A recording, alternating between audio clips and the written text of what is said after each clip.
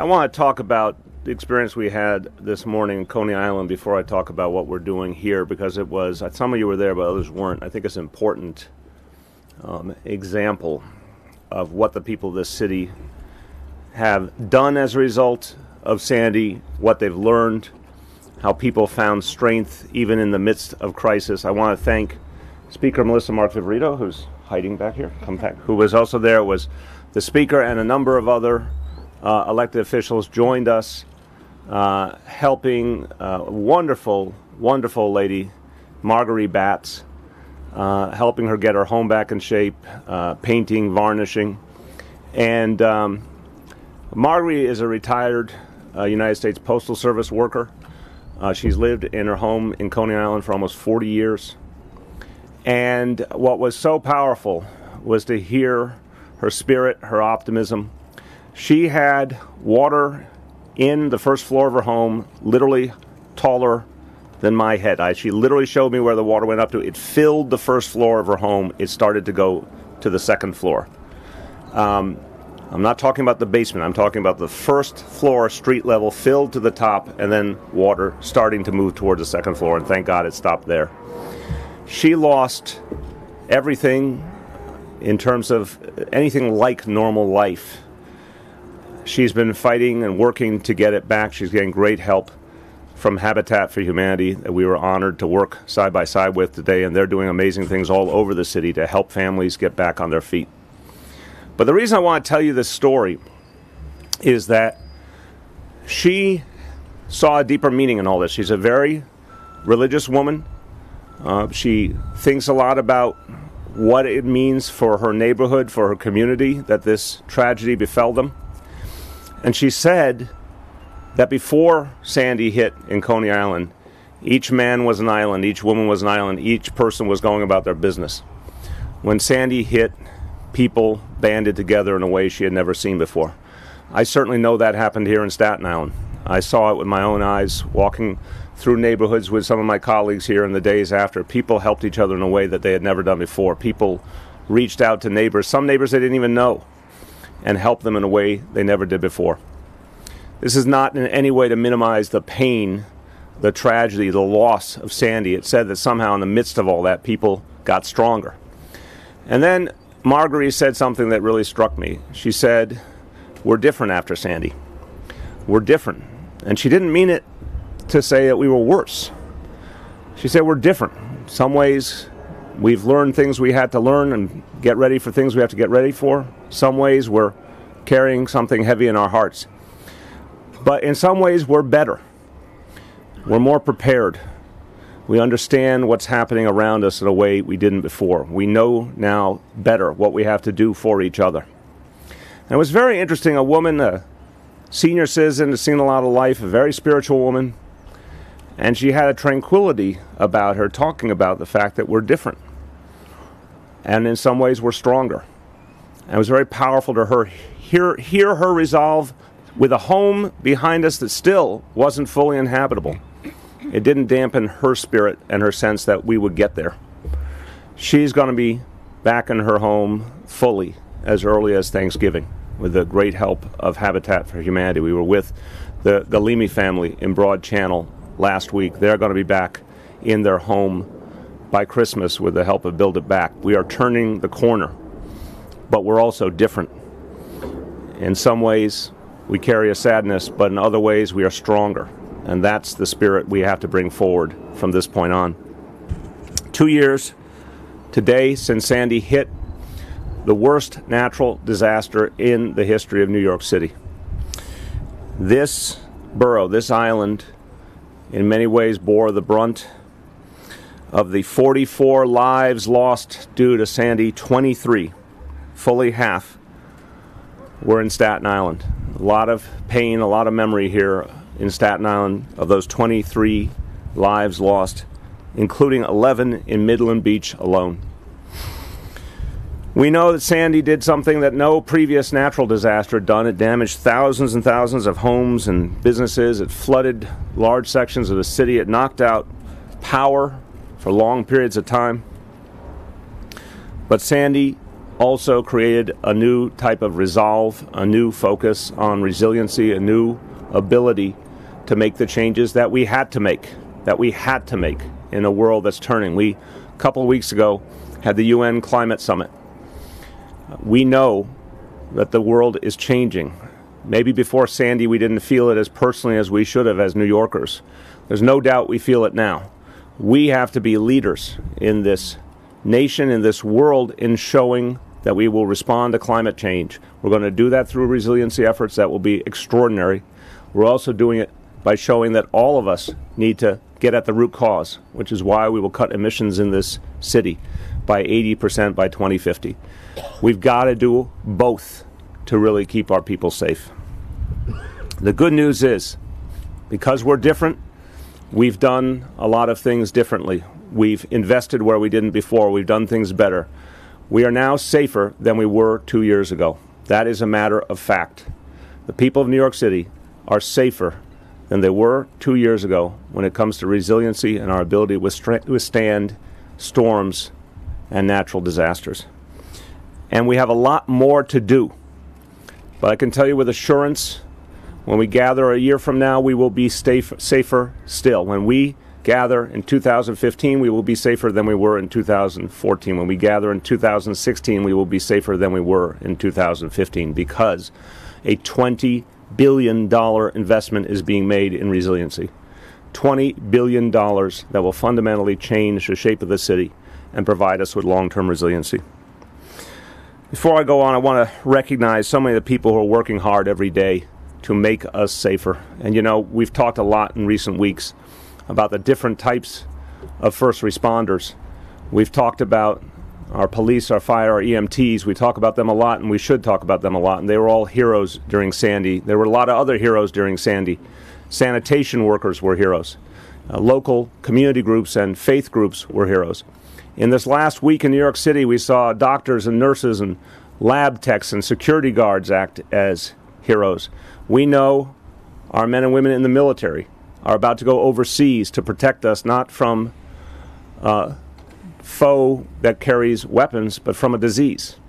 There are a lot of different types of first responders. There are a lot of different heroes.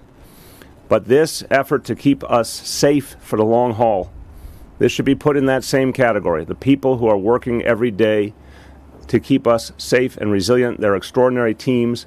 They are saving lives as we speak. The fact that we're safer than 2 years ago means lives will be saved when the next storm hits. And a lot of people here deserve the credit for it. I'd like to thank Bill Goldstein, my senior advisor for recovery, resiliency, and infrastructure. I'd like to thank Amy Peterson, the director of our Housing Recovery Office, Dan Zerilli, the director of our Office of Recovery and Resiliency, Peñoski Peña Mora, our commissioner for Department of Design and Construction, Vicky Bean, our Commissioner of Housing Preservation and Development, and Mitch Silver, our Commissioner for the Department of Parks and Recreation. Every single one of them is a part of the effort to make us safer. Our elected officials have been exemplary in their efforts to help us move forward resiliency projects. They've helped in a variety of ways, working with the community, figuring out what's the best thing to do, helping us secure resources. It's been an extraordinary partnership. I'd like to mention some who are here, and then others will speak thereafter. We were joined earlier in Coney Island by State Senator Diane Savino, who does a great job with varnish. I want to thank you. You could, anyone fixing up your home, I would urge you to bring Diane over. She's going to be part of Melissa Mark Viverito's new varnishing company. I want to thank my good friend and former colleague in the council, Senator Andy Lanza. I want to thank Assemblymember Mike Cusick, Councilmember Alan Maisel. All have been great teammates in this effort. Building back from Sandy and strengthening the city for the future have been top priorities of this administration. Proud to say now, as a result of Build It Back, over 750 construction starts since January 1st. Nearly 1,100 reimbursement checks have been sent out already under Build It Back. Both of those numbers, again, were at zero on January 1st. We are on track for 1,000 construction starts and 1,500 reimbursement checks by December 31st of this year. Thank you. And thank these guys for it. They did an incredible job. At the same time, as we've been able to help more and more families, and we know we have a long way to go, a lot of attention is being paid to resiliency, and those efforts, again, will grow in intensity with every passing year. That's why we created, the first time ever, the Office of Recovery and Resiliency. Again, they are implementing a $20 billion plan with 257 individual resiliency initiatives. 3 core components. One is strengthening the coastline. That starts with reinforcing dunes, like the ones we're standing in front of. 26,000 linear feet of dunes have been added and reinforced in Staten Island alone. If I'm doing my count correctly, I'm looking to Mitch. Where's Mitch? Right, there you are. Sorry, went right by. That's 5 miles almost, if I'm counting my feet correctly. We're also on the site of a future project, $400 million to build new armored levees, which will protect Midland Beach and Staten Island's East Shore. We're restoring beaches with 4.15 million cubic yards of sand around the city. This is an effort that's being done with a variety of agencies, with great cooperation from the federal government and the state government. Obviously, Army Corps of Engineers has been a crucial component. My colleagues can tell you more of the details, but 4.15 million cubic yards of sand being added. That's the first part, the coastline. Second, toughening critical infrastructure. We're elevating traffic signal controls from at-risk locations. We're planning upgrades to critical facilities, and some of this you've heard about already. We're very proud of the investment we're making in Staten Island University Hospital, and additional investments were made in the Staten Island Ferry Terminal. We're pleased to say that Con Edison is investing $1 billion to harden critical assets like substations and switches, and to avoid the kind of power outages we saw in Sandy. The third area is making our homes and our businesses and our neighborhoods more secure. We're paying particular attention to small and medium-sized businesses because they're the backbone of New York City life, the backbone of our economy, providing loans and grant assistance and helping them in a variety of ways. We're strengthening building codes so that what we build will be more resilient. We're giving special attention to the housing that this city runs, our housing authority. We're making those buildings more resilient. We're moving improving boilers, moving key facilities to higher floors, making investments so that we know we can withstand any flooding that comes, including emergency generators. So, before I call upon some of my colleagues, I just want to go back to what I said about the changing world around us. We all know as New Yorkers, the world changes. We get thrown some tough pitches. We have to figure out how to deal with them. New Yorkers always have. New Yorkers have always been amongst the very best in the world at strength and resiliency under fire. We know that we have to address climate change. If nothing were to change at the current rate we're going, by mid-century, sea levels around the world are projected to rise over 2 feet. We understand what a threat that is to this city. Again, we are going to lead the way by showing people all over the world what it means to address the root cause by reducing emissions. We're also going to show them how a coastal city can prepare itself with the right resiliency measures. There will be more storms. There'll be some very big storms in the future, but we'll be ready for them. We'll be ready in every way. We'll be ready to communicate with our people. We'll be ready to help protect people before. We'll be ready to evacuate when necessary. We'll be ready to help people in the immediate aftermath. But the thing we're focused on now is creating the resiliency to know that in so many of the cases when Mother Nature throws something at us, we will be able to withstand it at the point of contact. That means building not just strong enough to withstand the storm we saw last time, but building in a way that can withstand even bigger storms in the future. Just a few words in Spanish. Hace 2 años, esta ciudad fue golpeada por el peor desastre natural de nuestra historia. El huracán Sandy reclamó 44 vidas. Destruyó muchos más hogares y negocios y devastó comunidades. Nuestra recuperación continúa hoy. Estamos tomando medidas para construir una ciudad más fuerte y mejor protegida. No será fácil y llevará tiempo, pero los neoyorquinos somos fuertes y estamos preparados para el desafío. With that, I'd like to bring forward someone who's been a partner in all the work we've done, everything we've had to do to improve Build It Back, to increase our resiliency efforts, to help provide relief to homeowners in terms of property tax and water rates. So much of this work's been done with the City Council, and the Speaker of the City Council has been urgent in her desire to help people affected by Sandy and to build upon our work of resiliency. I want to introduce Speaker Melissa Mark Viverito.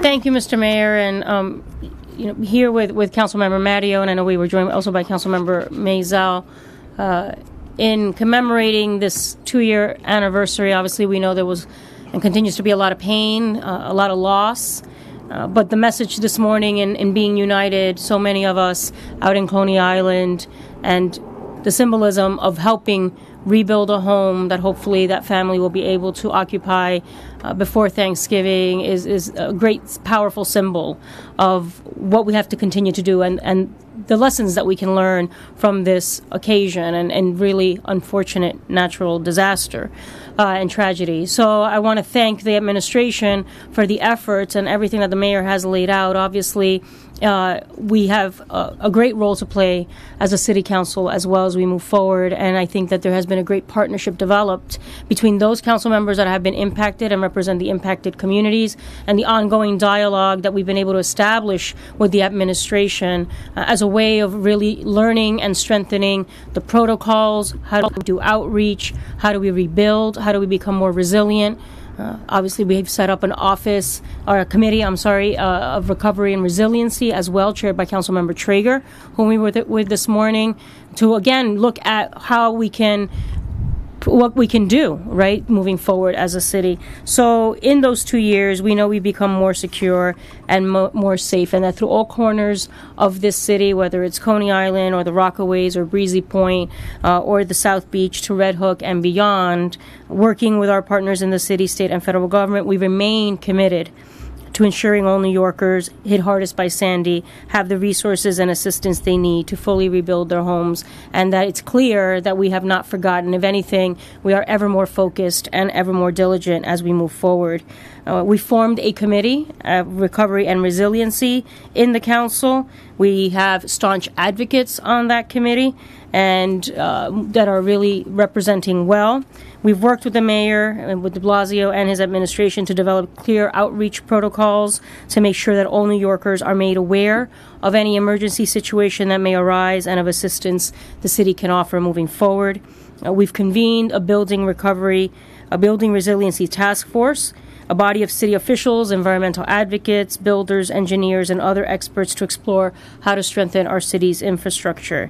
And based on the recommendations of that task force, we've passed a series of laws to better protect homes, businesses, and critical facilities from storms and other disasters, to increase the reliability of emergency power systems, to ensure access to clean water during emergencies, to facilitate the use of temporary flood shields and ramps, and several other laws that taken together will make our city much safer when catastrophe comes calling. And that's just the beginning, as New York City is united in our steadfast commitment to rebuild and recover. We know that New Yorkers are tough, and as we have seen, together, united, we can overcome any challenge. So I want to thank again the mayor, the administration, and all those that are here for their commitment to strengthening our city and to the continued dialogue and partnership that we've been able to establish to represent the city in the most effective way. Thank you very much. Oh, en español. Okay. Tengo unas palabritas aquí. Estamos aquí conmemorando los 2 años del huracán Sandy y la devastación que ha causado en esta ciudad, pero continuamos nuestros esfuerzos para reconstruir de la devastación.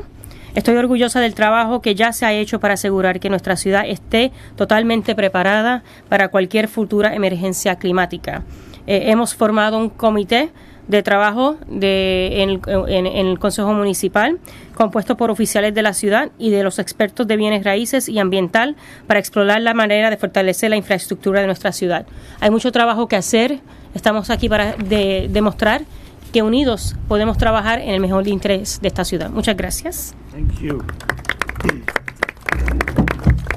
We've had tremendous partnership from the leadership of this borough.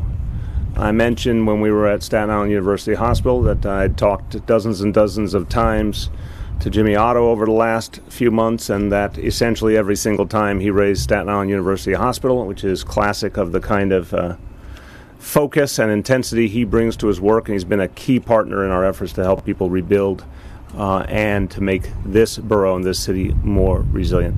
Borough President Jimmy Otto. Thank you, Mr. Mayor. The witching hour of this storm in terms of Staten Island was between 8 and 9 p.m. And that's when the hell started to be unleashed. I was sitting in my 80 or 90-year-old little home, hoping that it would stay together, on the computer, on Facebook. And you remember that 311 and 911 at some point were overwhelmed, talking to different constituents like many of my colleagues who represent Staten Island. And the first indication that I got that this was going to be even worse than what we had imagined was when a woman posted on my Facebook page that water was pouring down her street. And I asked her what street she lived on, and she said Sanilac Street. And for those of you who are Staten Islanders, you know that Sanilac Street is a whole lot closer to Highland Boulevard than it is Father Capodanno. It's 3/4 of a mile inland. And that's the first time I thought to myself, my God. The second indication I got was a phone call from one of my dearest friends who is my MacGyver. He's the guy I go to when I'm jammed up. And it was panicked, and he said that he was in the house with his wife, his son, and his 87-year-old mother, and water was pouring into his home, and he lived above the boulevard. I panicked. I hopped into my Jeep, and I thought I could go there. There were blue flashes in the background of the wires. There were garbage and stuff strewn about. It made what I was experiencing on Facebook look like a picnic. I didn't get within 2 blocks of his home because the water was that far, and it took the FDNY to get him and his wife and his son and grandma out an hour and a half or 2 hours later. All of that paled into what we saw when we drove down Father Capodanno Boulevard on Tuesday morning. Images that I would expect to see on the TV, on the movie screen. That was my home community, where I was born, where I've had the privilege of serving. It has been an extremely difficult 2 years. The progress to date, as I said earlier, doesn't reflect the energy and the commitment and the hard work that a lot of people have put into this. And that tells us we have to do more. We have to be better, we have to be smarter, we have to be more committed, and we have to do more. As I said earlier, I have very profound, very distinct opinions on why we are in this place. Just had a wonderful event at PS 52 with the Mets organization, 36 Mets employees working on a school that was devastated, and I met a little student who 2 years later is not in his home. I think I have a clue as to why, in part, we got there. But that's not for today. What today is about is to say to the governor, as we did earlier, to say to the mayor, thank you for all of the work to date, and continue to help us. The mayor referenced the Army Corps project. It's going to run right down on this boardwalk. It's a federal project, but there is a role for the city and the state to play. We're working with our friends at Parks and in the administration to coordinate it. We got a lot of work to do. The message I have for the good people behind me, and they are good people, Amy Peterson, Bill, Dan, we've had our battles, but they're good people. The message is we need a whole lot more work to get to where we want to be. And I will close with this. We can disagree on 99 out of 100 other issues. We can have a different ideology on the world, a different political ideology, a different perspective on the world, different party affiliations. But when it comes to Sandy, there should not be an iota of light between us. That is the commitment that I've gotten from the mayor, and I am appreciative of that.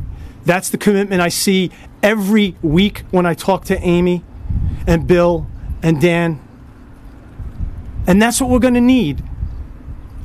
I am in my first year of BP. I have 3 maybe left. I don't know if I have any more. If I do have any more, every single day that I'm in office and the people behind me are in elective office, every single day we will be working on Sandy, because that's how much work we have ahead of us.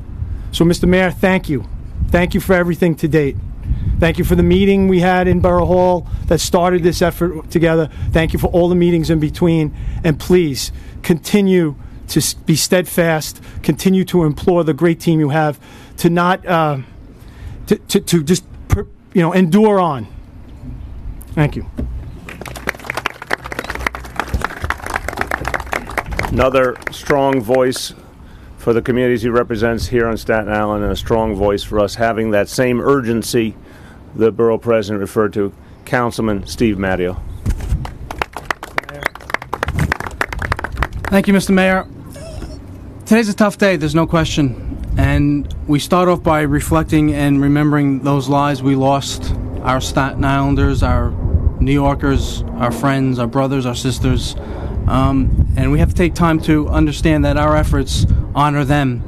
And we have to keep moving forward. 2 years ago, I was with the borough president when I was his chief of staff, when he was a council member, and we were standing over there. We came about 3:30, and we stepped onto the boardwalk, and our first reaction was, okay, this is going to be worse than we think. And we started telling people, go home, because they were taking pictures, and I think we were just perplexed at the situation and what was going to happen to us that night. And listen, it got tenfold worse, there's no question. And I remember Jimmy calling me that night saying, can we get in touch with everyone and anyone on board? And I've been calling FDNY all night, and what they did that night, the heroes, rescuing, putting their lives in danger, they were true heroes. And the coming days, coming down to our district, seeing the heartache, seeing the pain, seeing the devastation, I don't think any of us knew what we were going to do in the following days. But I have to mention the elected officials at the time, now my colleagues, and a few that are here, Senator Lanzer and Savino and Assemblyman Cusick. They set up shop right in Millfield, and it became ground zero for Superstorm Sandy. And they led an effort where Staten Islanders took care of Staten Islanders. We set up shop right across the street for donations, for people to get food. Elected officials, Staten Islanders, went house to house, removed debris. We weren't elected officials, we weren't in government, we were Staten Islanders, we were New Yorkers first. And I will never forget the effort that Staten Island did to pick itself up. But now it's time for the rest of us to keep picking Staten Island and New York up. And yes, we've had some progress, and everyone behind me is working diligently and as hard as they can. But as the borough president said, we need to redouble our efforts. No one will be satisfied until every person gets the help they need, every single person. And we have to continue to make Sandy a priority. And I share the same pledge as the borough president, that every day that I am in office, Sandy recovery will be my priority. I had a chance to tour Midland Beach again with Amy Peterson and the Midland Beach Civic 2 days ago, and we went out there again because we have to reach people. We have to go and talk to them, make sure that they're in the Build It Back program, that they're getting the help they need. And we found some people that were out of the program, didn't understand what we can do to help them, and we had staff reach out to them. We have to do this. We will go see every house, every neighborhood in my district and across Staten Island. So like we said, we have so much more work to do. We appreciate everything that's been done to date. We have very good people behind me, standing with me, who have the same understanding that we have to rebuild and rebuild quickly. We have to make sure that next year we're in a much safer and better place than we are this year and the year after. And that wall that we're going to be building, that it's not just a study anymore, that it will become a reality. That wall has to become a reality, and federal, state, and city government has to make sure that happens. So you have my pledge and my honor that I will do everything I can to make sure that everyone and every single Staten Islander in New York gets the help they need, and we won't stop until they do. So thank you, Mr. Mayor, and thank you everyone here. one more speaker I'd like you to hear from, and she is distinguished by all she has done, not just for this community, for what she's done for the city as well. Diane McNamara is the secretary of the Midland Beach Civic Association, but she's also a retired member of the NYPD, having served for 20 years protecting the people of this city. She lived for 15 years in Midland Beach. She personally experienced the ravages of Sandy, lost the first floor of her home. But even after a lifetime of public service, and even after the pain that she and her family have gone through, she has continued serving people in this community through the Civic Association. I think she's an example of the kind of Staten Islander, the kind of New Yorker we want to remind people of today. I'd like to welcome Diane McNamara. Thank you. 11 of the Staten Island residents who lost their lives during Sandy called Midland Beach home. They remain in our hearts and prayers. Since Sandy, the Midland Beach Civic has been actively working with community residents, Build It Back, New York Rising, and other agencies. Together we have worked to help residents achieve their goals, whether they be returning home or participating in a buyout. Most importantly, we are looking to be better prepared for future storms. We are grateful for the protection the temporary berms are providing, but eager to see work begin on the seawall. We were delighted to hear Mayor de Blasio has been holding meetings to help push the seawall project forward. We are also grateful to Senator Schumer, who has been instrumental in securing funding for both the seawall and the USDA buyout. And of course, Borough President Otto, Councilman Matteo, and all our other electeds who have been working side by side with us since day one. Together we are creating a stronger Midland Beach.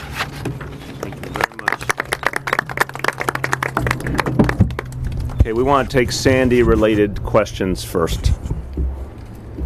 Mr. Mayor, when can New Yorkers expect to see a head of the Office of Long-Term Planning and Sustainability? Well, what we're doing right now is that the work that office does is being handled by Bill Goldstein and Dan Zerilli.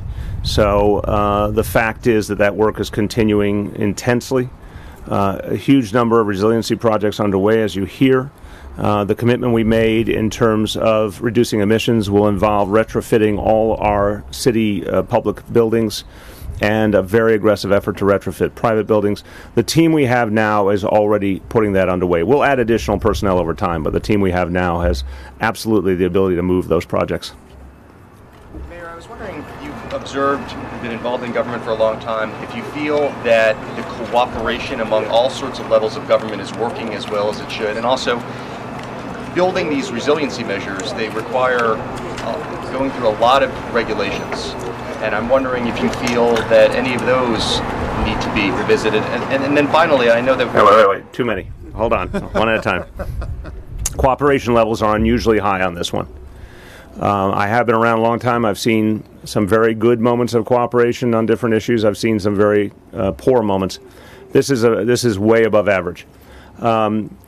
I can just use my own examples of our dealings with FEMA, our dealings with U.S. Department of Housing and Urban Development. There's been a tremendous flexibility and willingness to actually find creative solutions. Certainly the state has been a great partner as well. The Army Corps has been a great partner. So I would say when it comes to both addressing the aftermath of Sandy and making us more resilient, we're getting a lot of cooperation. To the second question, whether we need more flexibility, look, the original legislation passed in Washington, in my view, should have been made more flexible. That's something that's created challenges for all of us. But I think everyone is working effectively within it. I think the work of government constantly is about reducing red tape and finding creative solutions, so we'll keep doing that. But I think New Yorkers can feel great assurance that we actually have true partners at the federal and state level who have acted like partners throughout this crisis. What was your last part? Well, I was just wondering, we in the press tend to sort of seize on optics sometimes, but... I can't believe what I'm hearing. Being candid. The governor is holding an event not too far from here, and I'm wondering if you can just speak to the cooperation. You say that it's very good between the state and the city. Is there anything to the fact that you guys are doing? Now, as you know, we've done a number of events recently on the Ebola crisis and on many other issues. And in fact, we've done resiliency-related events, including one here on Staten Island a few months ago.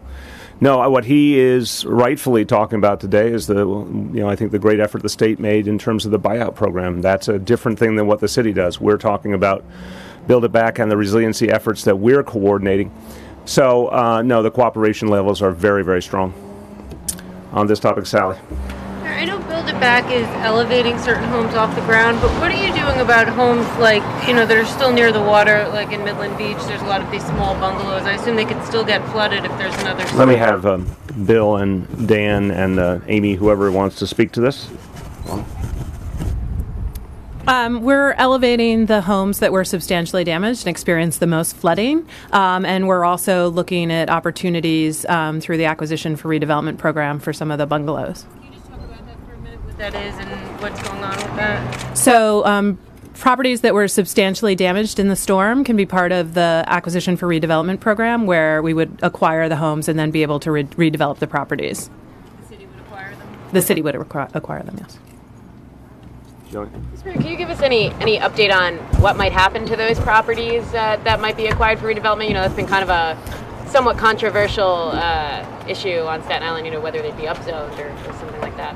Well, I just want to say at the outset, and I'll have Amy and others speak to it, that I want to thank the borough president because he's really pushed us to think about different options we had. And I remember literally the first meeting we had formally, he laid out some thoughts about how we could approach this and might make more sense. So he is not only been a partner, but someone who's helped us to innovate new approaches. But let me have Amy and others speak to it.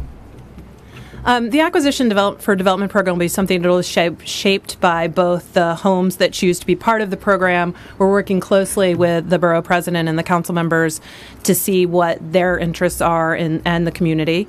And also if the homes are in wetlands. So there's different things that will happen based on who chooses to be part of the program.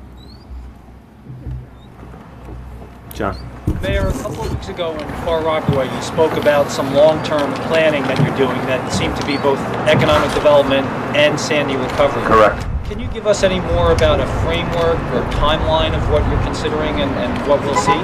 It's going to be soon because there's a number of pieces that obviously are desperately needed in the Rockaways, so we'll have more to say. But as is our typical approach, we don't announce things until they're ready. But I think in the coming weeks and months, you're going to be hearing a lot more about our efforts to help strengthen the Rockaways. On Sandy, yes. This is somewhat Sandy, right? All right, we'll take somewhat Sandy. The comptroller released a report today on, I guess, the increasing flood insurance premiums that many homeowners here on Staten Island and elsewhere in the city will have to put up with once these new maps, under the new FEMA maps. And I was wondering if you could, outline what the city is doing to help homeowners with these. Before I call up my colleagues, I'll just say, look, this is a real problem that's been evident for months and months now. This is not news. We know that as the flood maps have been updated, there's a real challenge around insurance. We have been working with our congressional delegation to find ways to lessen the burden on homeowners and business owners in the process. There's still more work to be done on that front. Sure. So I'd like to at least first say that the most important thing we can do is to reduce risk, which is what we're doing through the Build It Back program, through the resiliency efforts to make sure that we're at reduced risk of flooding all over the city. And we're going to continue to take steps to do that. Specifically on the National Flood Insurance Program, the city was part of a national advocacy coalition that helped change the flood insurance program to make sure that flood insurance continues to remain affordable and available in our coastal communities.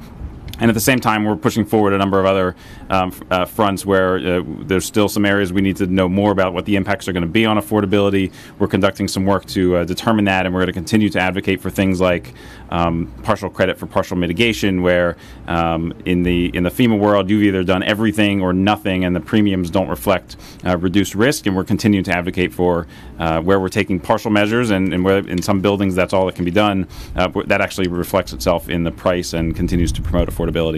So it's a wide-ranging effort, but it starts first with reducing risk and also ensuring the affordability that goes along with that reduced risk.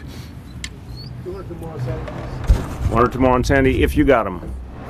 Going once. On Sandy, going twice. Okay, want to go to another topic first? Hold on. Want to give you a couple of updates related to Ebola. First of all, more good news for this country. That Nurse Vinson, the second of the nurses in Dallas, has been found to be Ebola-free, is coming out of the hospital. That leaves one case and one case alone in the United States of America right now, and that is Dr. Spencer. Dr. Spencer remains in serious but stable condition. We have said for several days that the prediction for these days of the week was it was going to get worse before it gets better. So far, so good. And again, he is getting extraordinary care at Bellevue, and care literally with daily consultation with leading experts all over the nation to keep making adjustments in his care. But those, at least, are two pieces of good news today in this ongoing effort. So if there's anything related to Ebola, I'd like to just take those questions first. In the back. Is there any validity to the report that he wasn't totally upfront about his whereabouts after? No. I just have to say I'm sick of these attempts to belittle a man who is a hero. It's got to end. This is a guy who went into danger to protect all of us. We don't spend a lot of time when someone comes back wearing a uniform questioning their desire to do good. The Ebola crisis is an international crisis. It has to be stopped at its root. That can only be done with healthcare professionals, and as you know, also, thank God, with the help of the United States military, which is going to play a very big role there. But Dr. Spencer did exactly what we would ask of our fellow citizens. I see John Salazzo here, who was a firefighter. He would run into burning buildings to protect people. Dr. Spencer went into a disease-ravaged nation to protect not only people there, but us. He cooperated in every way. He followed every protocol of his organization. The minute he believed he had become symptomatic, he called in. He retraced all his steps with us. Everything was done properly, and people should start respecting what he contributed. I don't know a lot of people who have the bravery of Dr. Spencer. Mr. Mayor, yesterday you said there have been no new passengers who've come through JFK who've met the quarantine order. Correct. Are there any updates to that? And if not, then do you have any concern that people are avoiding JFK, coming back to the city in other ways to avoid having to get one of these quarantine orders? No, I think what's been made clear before the quarantine orders was that the 5 airports that were designated to receive people returning from the 3 countries in question. So the federal government made that decision. They were controlling that dynamic, and obviously, given the nature of air travel, they have the ability to enforce that requirement. So no, I do not think people are avoiding those airports who have been in the 3 countries, because I don't think they have a choice in that matter. But yes, to date, we have not seen, thank God, any new instance of anyone that required quarantine. We have a very aggressive monitoring program in place for people who have returned but were not symptomatic. We've reached a very large number of people, and that's going back to those who arrived from October 11th to present. As of this minute, every single one of them has not shown any symptoms. We'll continue that monitoring, of course, until each of them hits the 21-day mark. Do you have a follow? Yeah, just to clarify, though, the order that was issued by the state health department said anyone who's had direct contact with Ebola should be issued an order of quarantine by the city health department. And Commissioner Bassett has said that should be 2 to 3 people a day through JFK. Commissioner Bassett was referring, no, but let's clarify. Commissioner Bassett was referring to the pattern that we had seen over weeks of what we thought it would look like. That was not a guaranteed figure. That was an averaging. It's only been a few days since the order was put into effect, so every day is going to be different. But I think the fact of the matter is, if someone comes in, meets the criteria, then we'll proceed according to those criteria. If someone comes in even worse and is symptomatic, they will immediately be taken to an emergency facility.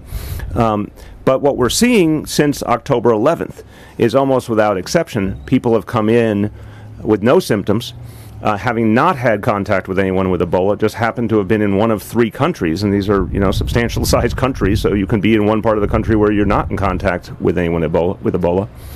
They have all been part of the active monitoring that was put in force by the CDC. And again, with everyone that came in that we have contacted, who came in from October 11th to present, no one has symptoms.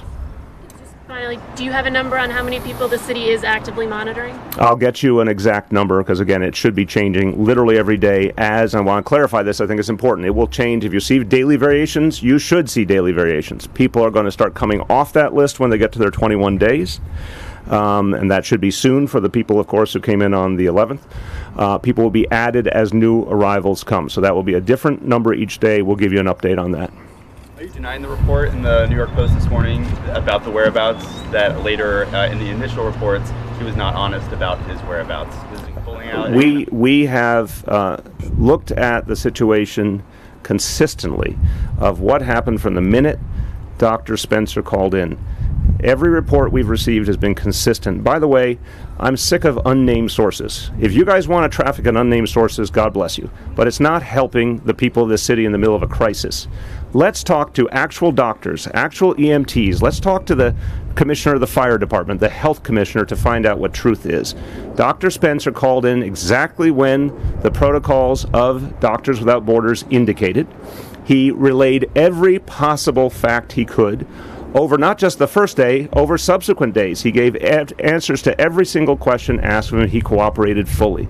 I said yesterday I met some of the HazTac and Hazmat members who literally received him at the apartment, were in the ambulance with him, the guys who decontaminated their colleagues upon arrival at Bellevue. I've been on the isolation floor at Bellevue talking to the doctors and nurses treating him. I've heard a lot from each and every one of them, and they all indicate very powerfully that everyone followed protocol, and Dr. Spencer was an extraordinarily cooperative and obviously informed patient. So I'm done with character assassination of Dr. Spencer. I'm done with unnamed sources. It's a crisis. Let's act like we're unified in a crisis, because that's the way we get through a crisis. Are you denying? I think I've answered your question, my friend. Next. Anything else Ebola related? Yes. No, it's not Ebola. Okay, Ebola related. Anything else, please? Not. I don't know how many times I have to say Ebola related. Let's try one last time, people. Read my lips. Anything Ebola related before we turn. Sally, did you raise your hand or not? Ebola or not? Yeah.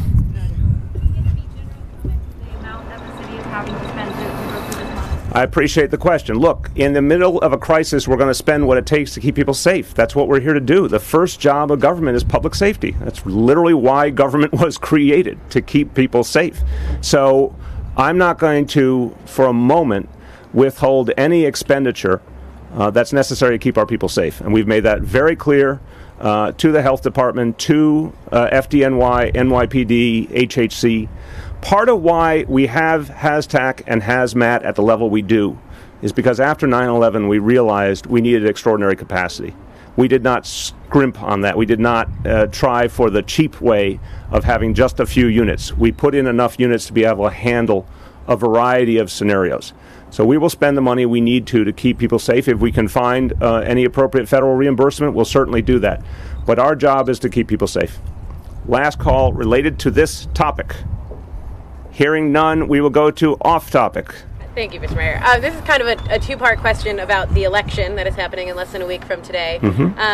Part one, you've got some of your staffers in City Hall have taken a leave to work on various campaigns. Emma Wolf working on behalf of state Senate candidates, John Paul Lupo on behalf of the Recchia campaign. There's been some criticism from Republicans about that. I was wondering if you could speak to that and the importance you see in state elections. And then also, if you could just tell us... Why don't we do the first ones first? On the first point, look, I'm no stranger to partisan attacks, and that's all it is. The fact is that everyone who is part of the efforts we're undertaking right now to serve our city and protect our city, everyone is present and accounted for and doing the job they need to do. There's a handful of people who are off working on other work that, by the way, is very important to the future of the city. The kind of state senate we have, the kind of Congress we have, will speak volumes as to whether we get additional aid after disasters or whether we have the support we need to build new housing and grow our economy. So I think those individuals are doing something important, but everyone we need for the efforts at hand is present and accounted for. And can you tell us, there's been a lot of controversy over different party lines in this election, and I was wondering what party line you plan on voting. If you check my party registration, you will find I'm a Democrat. That's how I'll be voting. Mr. Mayor, you're responsible for appointing 5 members to the Veterans Advisory Board. 4 of those members are operating under expired terms. Can you tell us, or as a self-proclaimed supporter of veterans, can you explain why you would allow these positions designed to help veterans, allow those terms to expire? Yeah, Veterans Advisory Board is what it says. It's advisory, and we value it. And the people who have been serving previously are also very capable people. But we have named, of course, several months ago, the head of our Veterans Affairs Office, former Brigadier General Lori Sutton. We are working with every official of each office we name to update the various boards and commissions related to them.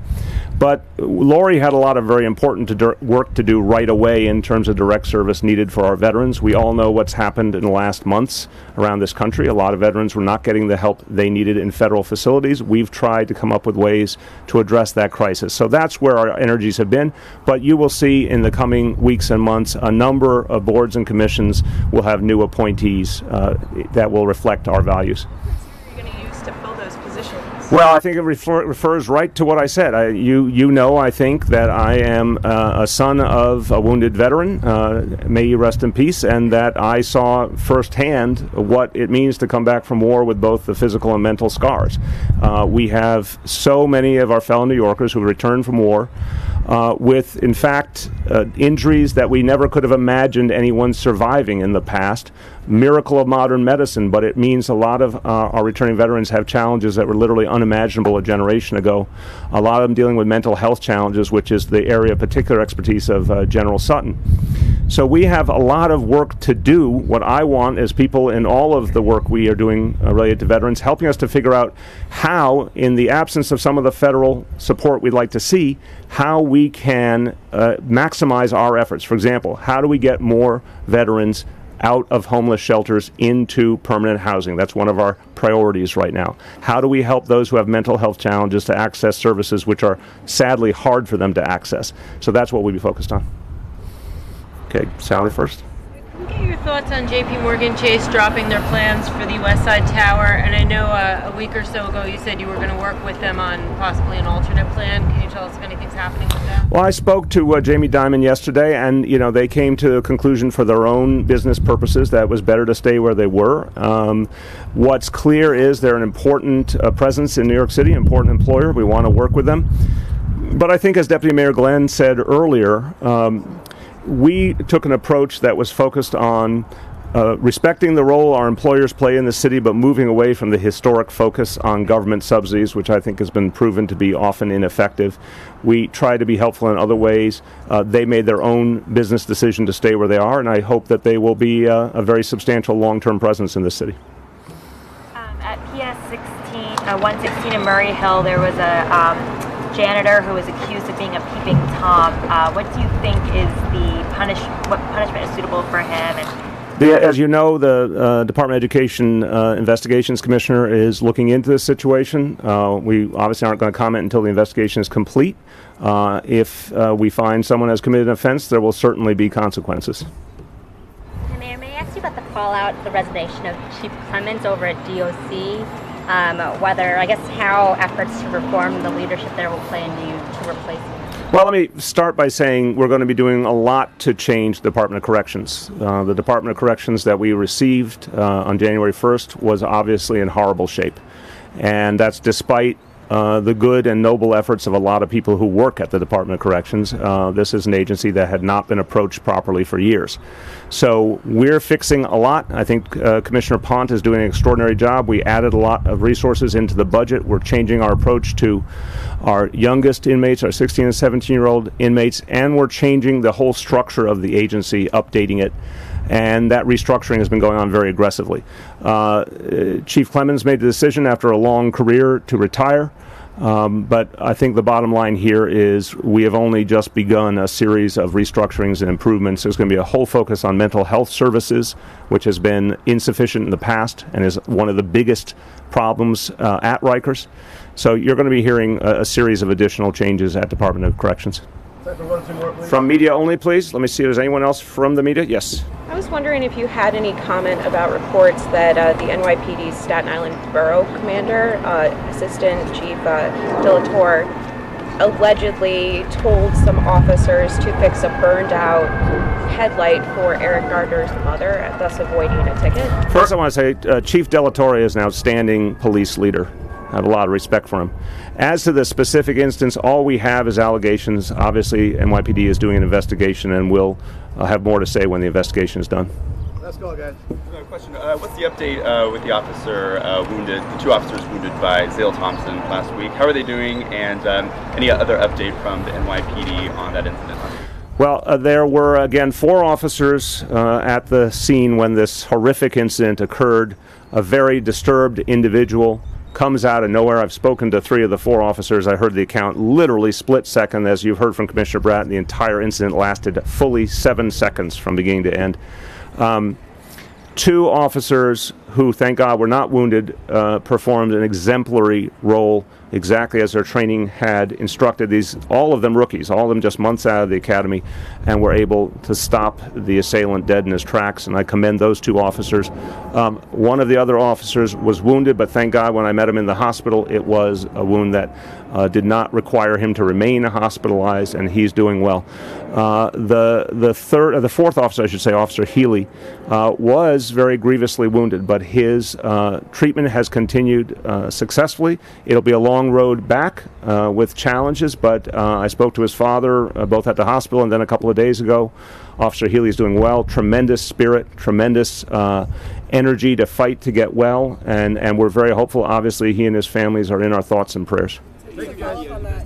On that note, what about the bystander who was accidentally? The bystander was struck, was in critical condition. Again, the last report I got on her treatment was going well.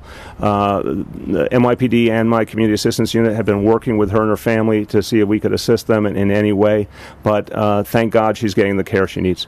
Thanks, everyone.